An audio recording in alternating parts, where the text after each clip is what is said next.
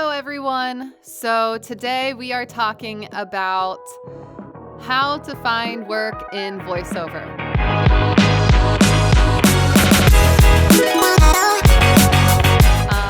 I'm going to go ahead and say that this is probably the number one thing that everybody wants to know, and for some reason, it can be the hardest question to find an answer to for free on the internet. I'm sure if you pay for, different voiceover educational programs, they'll tell you the secret formula to how to find work, but we're going to skip all that hosh posh, and I'll just tell you my perspective of the industry and how to find work and how I find work. So I'm going to break this down into 3 prongs: agencies, platforms, self-marketing. And basically what you're doing is you're trying to find the people who are trying to find you. So we'll address agencies first because that's the one that everybody knows about. And that's the one that for a very long time, that's the route that people used to have to take, especially back in the day. So we'll go into the pros and cons of each one. Agencies, some of the cons, we'll start with the cons. Competition is high. You don't get feedback from auditions, so it can be difficult to improve while you're trying to make your way. And oftentimes you're limited to the number of agents that you can have. And I think it's also important for me to tell you what you should expect from your agency. So you can have a healthy relationship with your agency, because I know that a lot of people, they place their responsibility on the agency to find them work and to get them work. And if that's how they used to be, that's not how they are now. What their job is to get you opportunities, and then your job is to knock it out of the park and get the gigs. And it is not up to them whether you got the gig or not. It is only up to them to give you the opportunity. So, like I said, the competition is stiff. A lot of agencies, especially nowadays, have a very long roster, and they just send over a bunch of auditions, like any agency, send over a bunch of auditions to their client, and their client just filters through, and they can be as picky as they want, or they, might take a wild card. You never know what's going to happen. So you send your audition out into the ether, and then you forget that you ever sent it in because, it's stiff competition, and you can't be, placing bets on which ones you're going to get. You just keep on trucking and you just try to get what you can. It can be frustrating because you never get feedback on your auditions. So like I said, if you're just starting out, it can be difficult to figure out, if it's the kinds of reads that you're doing, or if you're misinterpreting the descriptions that they're giving and you're giving the wrong tone than what they asked for. Who knows why you didn't get the audition?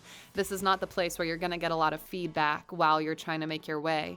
And you're limited to how many agents you can have. And your agencies, if they're worth their weight, they're going to ask you how many agents you have, and they're going to ask that you disclose whenever you sign a new agent, because the last thing that they want is to have you in all the agencies in the area, and now you're competing from different places, and it's just what it is. So you're kind of limited in the opportunities. So you want to be specific about the agencies that you're going to go after and look for the right relationship.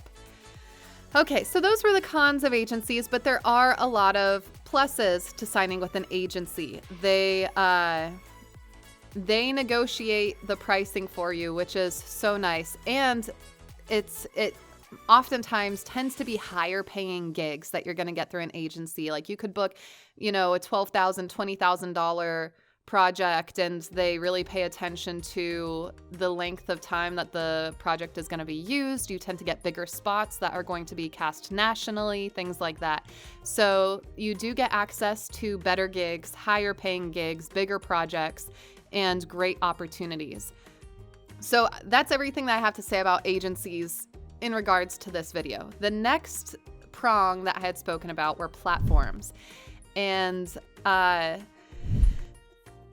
this is a bit of a controversial issue, especially for agencies. There's a voiceover alliance that different agencies have kind of signed on to, where they won't sign you on their roster if you're on one of these pay-to-play platforms because they see it as direct competition.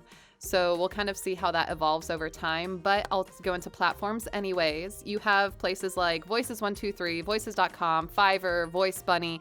You have a bunch of different platforms out there, and even smaller ones that who knows how they work. I've never been on those.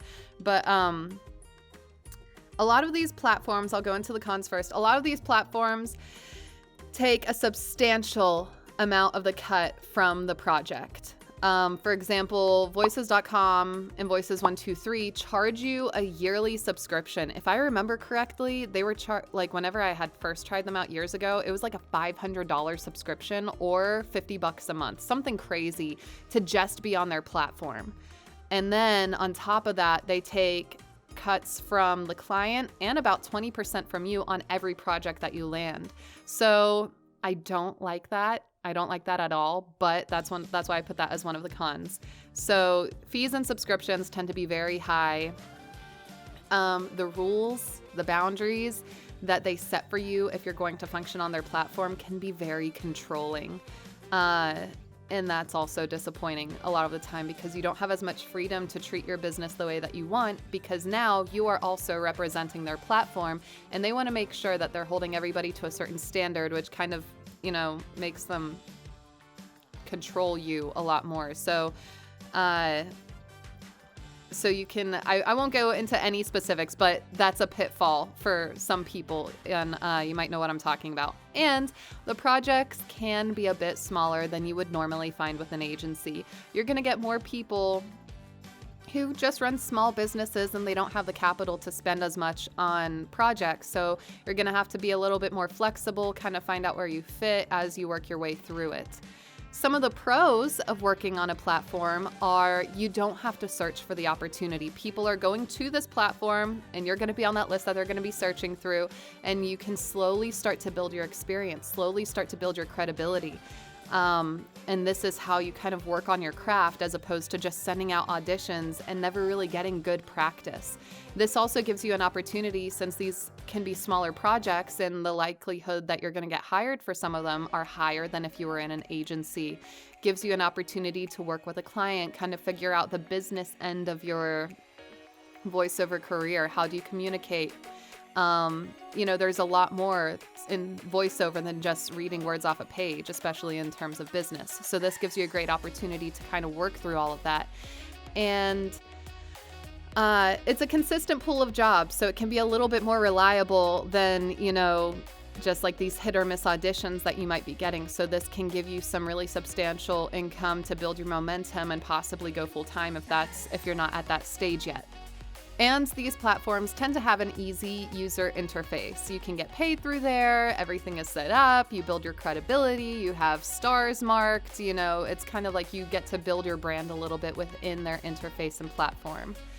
Okay, so we talked about agents, we talked about platforms, we talked about the clash between agencies and platforms that you might want to figure out how you're going to navigate, or whenever you're making your game plan, how you're going to stack those against each other. The final prong, which is very, very important, is good old cold calling.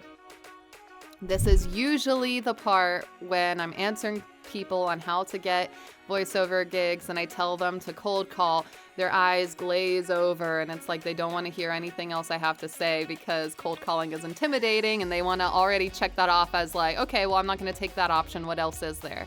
This is important. Don't ignore me. Cold calling. The point that you're making whenever you're doing cold calling, the whole point of it is to circulate your demo. Once you get your demo, you want people to hear it, and that is all. So you're gonna have to cold call. You're gonna have to look up production companies, look up anybody that you think might have the potential to use a voice actor in the future, and you give them a call. And you say, hey, I'm wondering if you're taking submissions for voiceover. And then they're gonna say yes, or they're gonna say no. And you're gonna have to deal with that. You're gonna have to deal with potential rejection because this is part of the job. It's bit. Okay, so cold calls. Some of the cons are you're gonna put a lot of effort for very little feedback. I have an 11% return rate on my cold calls, which is actually very good. That's how little return you're gonna get on these cold calls. Another con is that you're kind of on your own when negotiating prices. You're not going to have an agent that's going to tell the client, what the standard pricing for this is and what they should expect to pay. Now it's you and your client, and you're trying to figure out what they can pay versus what you're worth versus do you want to pay rent this month and are you going to negotiate on this pricing? And you're going to have to navigate those waters on your own. And it can be hit or miss a lot. You don't know what kind of projects you're getting. You don't know what kind of projects this company has, whatever it is. But that's the nature of cold calling.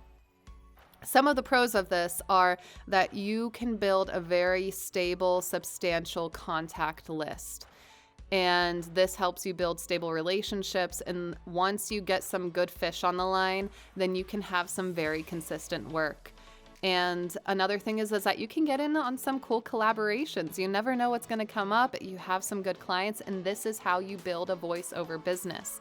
So I don't think I have anything else to say on the topic. The 3 prongs, which are agencies, platforms, and cold calling. All you have to keep in mind is you want people to hear your demo. As you get work, you want to knock it out of the park to start building some credibility, and that is how you build momentum in the voiceover industry. You should not be going into this with this idea that someone's going to hear your voice and think that you have the voice of an angel and now they're just going to skyrocket you to the top of the industry. This is not some Britney Spears story, nor do I think you actually want someone who, kind of is in that realm. I would be a little concerned if someone invested all their eggs in your basket because you know that they're doing that with the expectation that they're going to have some significant gain on their end. And it's just a healthier model to build things up on your own and to not, kind of be leaning into, fairy tales. Maybe I'm talking too much now. Okay, ask me if you have any questions, make comments, do whatever. Bye, guys.